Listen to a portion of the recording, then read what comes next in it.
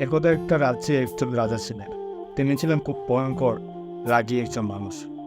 তিনি একদিন একজন ঋষিকে তার কাছে নিয়ে আসলেন এবং বললেন, হে ঋষি, আপনি আমার ভাগ্যটা গণনা করে আমাকে বলুন।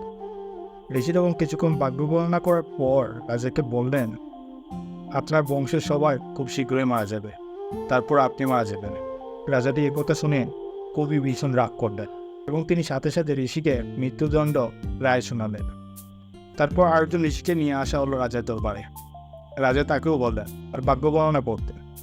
তখন ওই ঋষিটি কিছুক্ষণ ভাগ্য গণনা করার পর রাজাকে বললেন, ও হে রাজা, তুমি তো সৌভাগ্যবান। তুমি তোমার বংশের সবার চাইতেও দীর্ঘজীবী হবে, সবার পরে তোমার মৃত্যু হবে। রাজাটি এই কথা শুনে খুবই খুশি হলেন এবং উপহাসের উপর ঋষিকে অনেক কিছু দিলেন। কথাটা কিন্তু একই, রাজার বংশ নির্বংশ হবে এবং রাজাও মারা যাবে। কিন্তু কথা বলার ধরনটা ছিল ভিন্ন।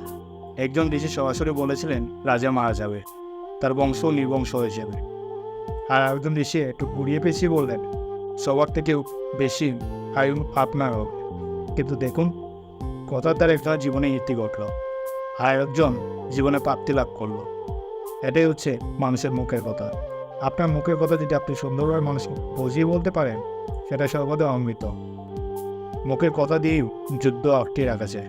মুখের কথা দিয়েও একজন খারাপ মানুষকে ভালো পথে আনা যায়। মুখের কথা দিয়েও একজন ভালো মানুষকে খারাপ কর্ণ করা যায়।